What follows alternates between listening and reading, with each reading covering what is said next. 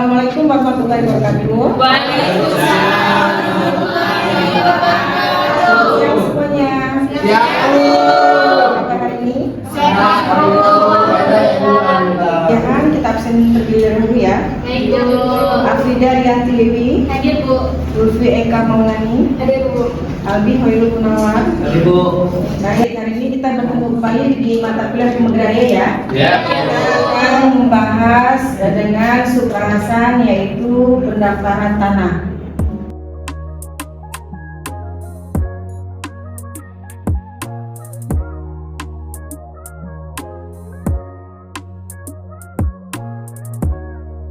Kira-kira sudah ada yang paham belum apa itu pendaftaran tanah?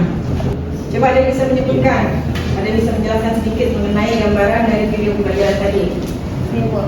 Jadi pendaftaran tanah itu adalah proses pendaftaran tanah agar legalisasi dan sudah ada kepastian hukum terkait tanah tersebut dan punya hak milik. Oke. Jadi dari pengertian yang tadi kita lihat dari video ya, pendaftaran tanah itu adalah awal asal katanya itu berasal dari bahasa Belanda ya, yaitu adalah kadaster ya. Dasar hukum dari pendaftaran tanah itu bisa dilihat di dalam Undang-Undang Pokok Agraria tahun 1960 sebagai dasar atau landasan dari hukum agraria Indonesia. Kemudian ada pada peraturan pemerintah nomor 24 tahun 97 yang mengatur khusus mengenai pendaftaran tanah. Kemudian ada juga diatur dalam peraturan pemerintah nomor 18 tahun 2021 yang mengatur mengenai hak pengelolaan, hak atas tanah, kemudian satuan rumah susun dan pendaftaran tanah. Pengertian dari pendaftaran tanah itu sendiri, kalau kita merujuk kepada pasal 24 tahun 97, pendaftaran tanah itu merupakan rangkaian kegiatan yang dilakukan oleh pemerintah, yang dilakukan secara sistematis, terus-menerus, dan kemudian berkesinambungan dan teratur dalam rangka menertibkan petanahan-petanahan yang masih belum memiliki kekuatan hukum, dalam arti belum didaftarkan di Badan Pertanahan Nasional. Baik, selanjutnya kita masuk pada tujuan dari pendaftaran tanah. Berdasarkan pada pasal 3 Peraturan Pemerintah nomor 24 tahun 97, ada beberapa tujuan daripada pendaftaran tanah ini. Yang pertama adalah untuk memberikan kepastian hukum dan perlindungan hukum kepada pemegang hak atas suatu bidang tanah, satuan rumah susun dan hak lain yang terdaftar, agar dengan mudah dapat menentukan dirinya sebagai pemegang hak yang bersangkutan. Jadi dengan adanya pendaftaran tanah ini, yang nanti akan diberikan sertifikat tanah ya. Nah, kemudian yang kedua, untuk menyediakan informasi kepada pihak yang berkepentingan, termasuk pemerintah, agar dengan mudah dapat memperoleh data yang diperlukan untuk mengadakan, misalnya kalian ingin melakukan pemetaan tanah. Jadi pemerintah itu biasa melakukan pemetaan terhadap tanah-tanah yang belum terdaftar ataupun yang sudah terdaftar. Dan kemudian nanti pemerintah biasanya akan memberikan, contohnya adalah sistem atau program-program pemberian sertifikat tanah gratis. Pernah dengar kan? Nah, makanya data-data pendaftaran tanah ini akan digunakan oleh masyarakat dan juga tentunya oleh pemerintah. Dan ketiga adalah untuk terselenggaranya tertib administrasi. Jadi selanjutnya kita masuk kepada objek pendaftaran tanah. Apa sih yang dimaksud dengan objek pendaftaran tanah di sini? Ini bisa dilihat pada peraturan pemerintah nomor 24 tahun 97 di pasal 9. Yang pertama adalah bidang-bidang tanah yang dipunyai dengan hak milik, hak guna usaha, hak guna bangunan, dan hak pakai. Kemudian ada yang disebut dengan tanah hak pengelolaan. Hak pengelolaan ini juga hampir sama, di mana terhadap tanah hak milik atau tanah masih kosong ya, boleh diajukan kepada pemerintah melalui BPN untuk diperoleh tanah hak pengelolaan. Nah, kemudian yang ketiga adalah tanah wakaf. Tahu tanah wakaf? Di tanah wakaf itu adalah seseorang yang memberikan tanahnya ya untuk sosial ya, diwakafkan untuk kepentingan sosial. Nah, itu juga harus didaftarkan di BPN dan harus memperoleh sertifikat wakaf namanya. Pernah dengar belum? Nah, ini juga pengetahuan kita ya. Biasanya ada orang mewakafkan dengan memberikan hanya pengantar surat, betul? Apakah itu sah? Sah. Jadi surat pengantar itu sebagai bukti ya bahwa dia mewakafkan. Itu selanjutnya supaya hak wakafnya itu legal, maka harus didaftarkan di BPN. Dan yang keempat adalah hak milik atas satuan rumah susun. Nah, kemudian yang kelima adalah hak tanggungan. Nah, hak tanggungan ini biasanya berkaitan dengan objek jaminan di bank. Nah, makanya di bank juga itu karena mungkin sebagai jaminan, biasanya bank itu akan mendaftarkan pula hak tanggungannya ke BPS. Dan kemudian yang terakhir adalah tanah negara. Baik. Selanjutnya kita masuk pada penyelenggara dan pelaksana pendaftaran tanah. Siapa sih yang menyelenggarakan pendaftaran tanah ini?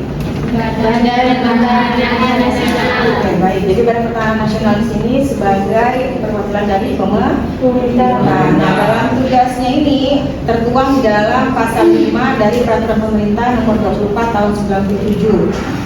Jadi tugas pelaksana pendaftaran tanah ini dilakukan oleh kantor pertanahan ya. Kemudian kegiatan-kegiatan tersebut juga sudah diatur di dalam undang-undang yang berlaku. Nah, kemudian untuk pelaksana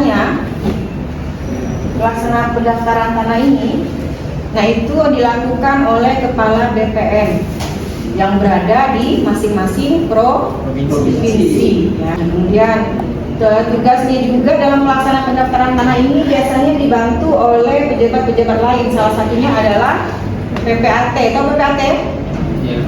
Apa?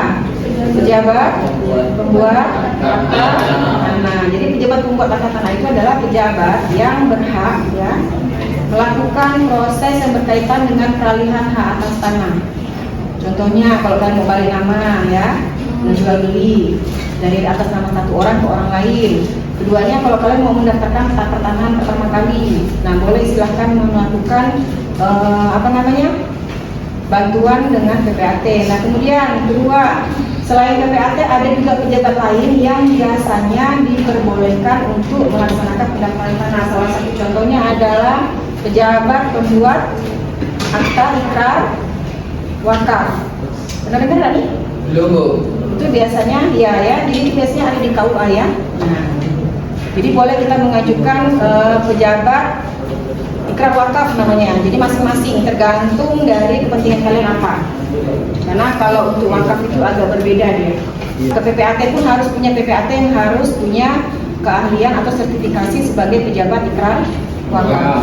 Ini salah satu beberapa yang disebutkan sebagai pejabat lain. Ada PPAT sementara, ada pejabat pembuat akta ikrar wakaf ya. Nah kemudian notaris tadi berkaitan dengan objek surat kuasa membebankan hak tanggungan atau SKMHT ya, yang dilakukan biasanya oleh bank. Nah kemudian pejabat lelang, nah ini kalau kalian lelang barang, lelang tanah ya. Nah kemudian ada panitia adjudikasi. Panitia adjudikasi ini nanti adalah panitia yang membantu dalam proses pendaftaran tanah. Tadi setelah kita membahas tentang tujuan dari pendaftaran tanah, ada beberapa hal yang menjadi asas-asas dari pendaftaran tanah. Yang pertama adalah asas sederhana. Jadi asas yang dimaksudkan dalam pendaftaran tanah ini adalah agar ketentuan pokoknya maupun prosedurnya itu mudah dipahami oleh seluruh masyarakat. Contohnya prosedurnya yang gampang diakses oleh masyarakat. Kemudian ada asas aman. Nah, dalam pendaftaran tanah ini yang seperti tadi kita sudah bahas menunjukkan bahwa memberikan jaminan kepastian hukum bahwa tanah yang sudah didaftarkan itu pasti akan memiliki kekuatan hukum, pembuktian dan dibuktikan dengan sertifikat tanah. Nah, kemudian ada yang disebut dengan asas terjangkau. Nah ini tentunya berkaitan dengan asas sederhana tadi yang gampang diakses ya oleh masyarakat. Nah kemudian dia menggunakan misalnya biayanya terjangkau oleh masyarakat. Nah kemudian ada asas mutakhir. Jadi asas ini adalah kelengkapan yang memadai dalam pelaksanaannya. Kemudian dia berkesinambungan ya, keberkaitan, kemudian konsisten ya. Nah kemudian dalam pemeliharaan datanya itu dia sudah terdaftar, apalagi sekarang sudah beralih kepada sertifikat elektronik. Salah satu tujuannya itu adalah supaya kita bisa menjalankan atau melaksanakan dari asas mutakhir ini. Kita menggunakan teknologi sehingga data-data kita yang kita pakai di BPN itu tidak lagi berupa misalnya buku tanah yang masih tertulis kan, ya kan? Nah, kemudian kita akan beralih kepada sertifikat namanya atau sertifikat elektronik. Nah, dengan adanya asas mutakhir ini diupayakan supaya penyimpanan sertifikat itu aman, bisa didownload kapanpun dan tidak membuat masyarakat menjadi kesulitan dalam hal mengakses informasi mengenai tanahnya masing-masing. Nah, kemudian ada yang disebut dengan asas terbuka. Asas ini dimaksudkan agar masyarakat dapat mengetahui dan memperoleh informasi baik data fisik dan data yuridis yang benar. Nah, dalam pembahasan pendaftaran tanah kali ini yang ditunjukkan oleh pemerintah itu adalah pendaftaran tanah untuk pertama kali.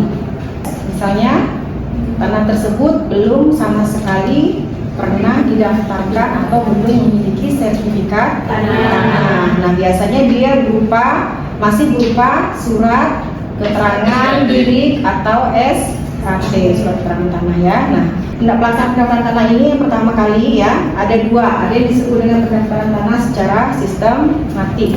Nah, pendaftaran tanah secara sistematik ini dilakukan serentak oleh pemerintah biasanya. Biasanya ini adalah inisiatif dari pemerintah. Dia membuat suatu program-program terhadap misalnya tanah-tanah yang belum bersertifikat. Nah, kemudian nanti dia akan mengakomodir misalnya menurunkan panitia-panitia adjudikasi tadi pelaksanaan dari pendaftaran tanah ya ke daerah, kemudian melakukan pemetaan terhadap wilayah tanah yang belum bersertifikat. Biasanya dalam hamparan yang luas tuh ya, contohnya misalnya ada di wilayah Sanggau di satu desa misalnya kan. Nah, kemudian nanti pemerintah akan membuka program pendaftaran tanah gratis.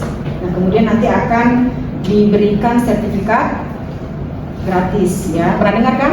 Nah, program ini disebut dengan program PTSL atau program pendaftaran tanah pertama kali ya, dengan sistem lengkap. Nah, kemudian ada yang disebut juga dengan pendaftaran tanah secara sporadik. Nah, pendaftaran tanah secara sporadik ini adalah pendaftaran tanah di mana inisiatif untuk melakukan pendaftaran tanah itu dari satu orang, dari pribadi kita masing-masing. Contohnya masyarakat ya, ada satu masyarakat yang ingin membuat atau mendaftarkan tanahnya masing-masing di BPN. Artinya biasanya akan dikenakan biaya administrasi. Nah, itu perbedaan antara pelaksanaan pendaftaran tanah pertama kali secara sistematis dan secara sporadik. Oke, baik, dari penjelasan dan uraian materi tadi, kira-kira di sini ada nggak yang bisa menyimpulkan dari pertemuan kita hari ini, pembahasan kita hari ini? Izin Bu, saya Bu. Bu, hari ini kan membahas pendaftaran tanah. Pertama, alasan kita kenapa harus mendaftarkan tanah kita bersertifikat itu agar legalitasnya diakui negara, Bu. Itu kan ada keuntungan bagi kita, yaitu kita mendapatkan kepastian hukum dengan sertifikat itu dan menimbulkan kewajiban setelahnya, Bu. Ada pajak yang ditimbulkan dari sertifikat itu. Jadi sertifikat ini menimbulkan kewajiban dan hak lah, Bu, yang menguntungkan bagi negara dan bagi kita pemilik untuk yang tadi Ibu katakan menghindari sengketa-sengketa yang tidak diinginkan ke depannya, Bu. Oke, baik. Terima kasih Hawin, jawabannya udah bagus ya. Artinya sudah memahami materi yang kita sampaikan pada hari ini. Semoga materi ini juga tersampaikan kepada teman-teman yang lain ya. Oke, terima kasih sudah berhadir di kelas ini pada hari ini. Assalamualaikum warahmatullahi wabarakatuh. Waalaikumsalam.